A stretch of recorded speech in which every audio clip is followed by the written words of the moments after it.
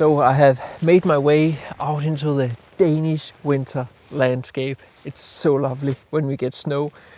It's not given that we actually get snow in Denmark during winter. We usually have like a week, maybe somewhere, maybe a couple of weeks, but it's never like in the entire country, and it's not in the entire country either now. Right now I'm north of Copenhagen, come up to this beautiful, beautiful old mill. It's quite unique in Denmark to have a freestanding mill of this type standing in the landscape. And as you can see, it's not completely freestanding, it's on top of the hill, which is good, but I also have like some bushes on either side, and as you can see in the foreground, there's actually quite a lot of like small grasses and thistles and stuff coming out of the snow, so it's not a completely clean scene. On top of that, I really want to benefit from the setting sun. The only problem is that the sun is setting exactly so that I'm throwing my shadow into the scene. I have tried to go to the other side and shoot it from another angle, and it can-ish work. The only problem is that the bush here on the left is much bigger in that scene. So I want to stay on this side, but then I have to struggle with my shadow. There's basically only two ways that I can think of on how to solve that issue with my shadow, or the shadow of the camera for that matter. And that is either to wait for the blue hour when the sun has set. In that way the sky ought to light up and be like a big softbox that hopefully lights up the snow, and then the sky will of course be darker. Or I can simply try to not include the shadow and shoot with a longer focal length. Obviously I just need to figure out, ooh, look at that, birds. Obviously I just need to figure out the most optimal perspective or height above the ground so that I exclude some of these bushes, and then I think I will have to take care of a lot of the small grasses and so forth in Photoshop. There is of course also the option to photograph it straight on, and it's not a bad shot in any way, shape or form. It's maybe just a little bit boring, dare I say, to shoot it straight on, but it does solve the problem with my shadow for sure. And I do get like the setting sun, the light on the mill. So the only problem is that the bush here in the foreground, it kind of throws the photo a little bit off balance if I'm going to put the mill straight in the middle. So we have a lot of like darks because of the bush on the left side of the photo. And I don't really find that it's an option to put the mill a little bit on the right to counterbalance the darks there of the bush, because when it's such a simple photo, you kind of would want to have your main subject, your focal point, straight in the middle and not throw it off, especially when it's not turned to either side. So in this case here, I will give it a shot straight on, but I'm not sure it's the optimal angle.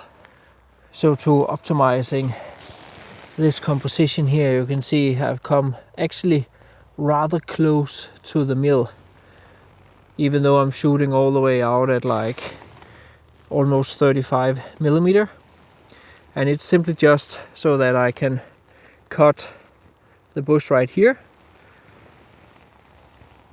yet not get too close with the wide angle lens.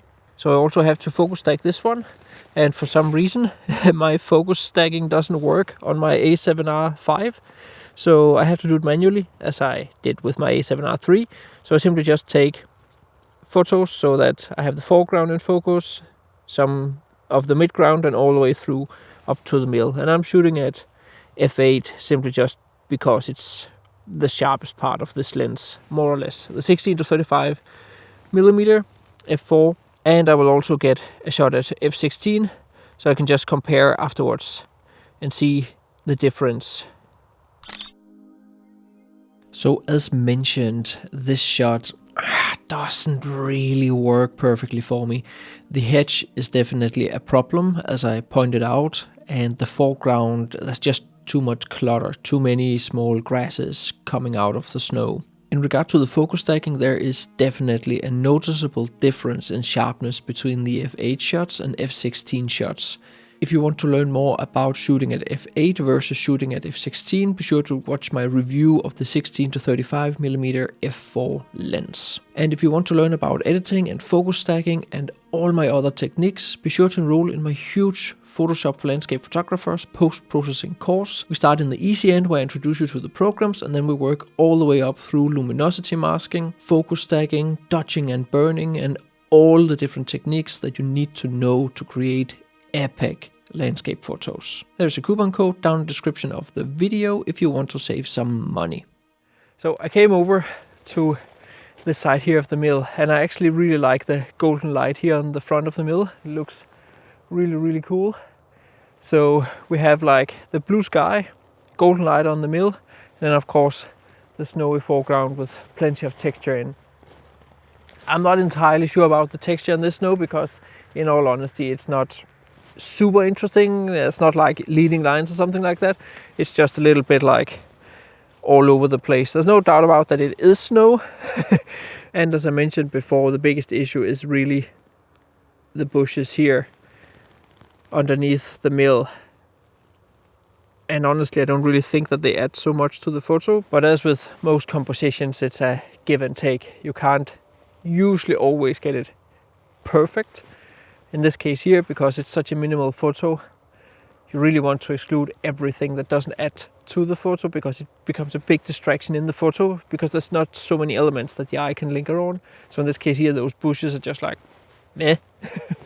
So yeah, I'll probably stay here for a little while, and then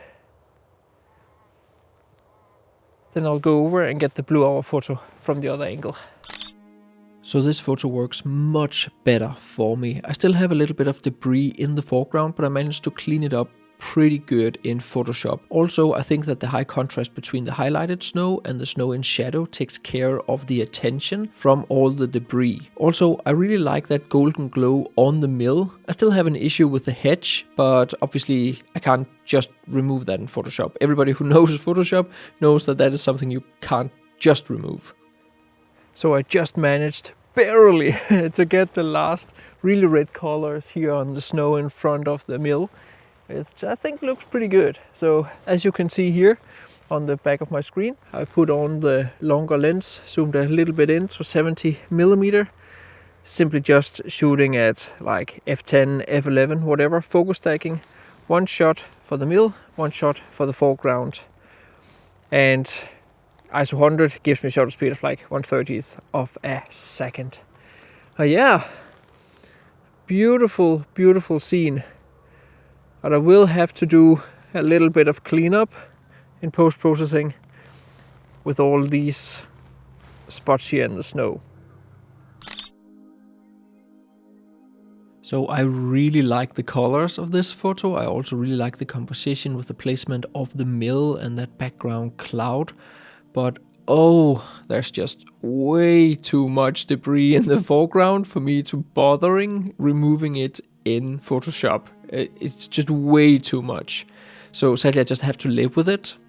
Maybe the colors and composition makes up for it, but I would have preferred much more snow in the foreground than what I got here on this evening. Also, I have added this location to my landscape photography map of Denmark.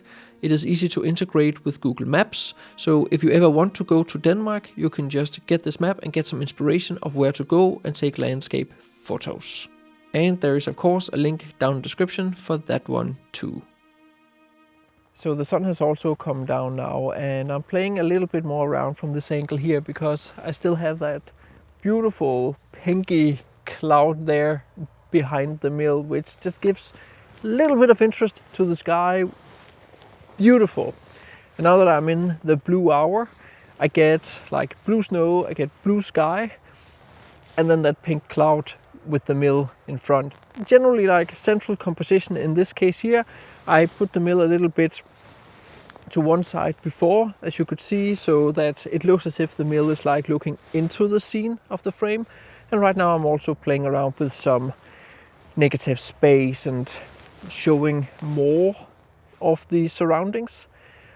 So yeah, just a lot of like compositional tools I'm trying out to see what I like the best, and then I decide when I come back home. And obviously, if you want to learn even more about how I think composition, be sure to get my 2 ebooks. I go through like many different compositional tools, I call them. And it is tools because like you can pull them out of your toolbox and apply them to different kind of photos. It's not like rules you have to follow, and just play around. There's not really a whole lot to it. It's simply just try a lot of different things, and then you sort it out when you come back home. You curate your photos and figure out which ones you like the best. There are links to both ebooks down in the description of this video.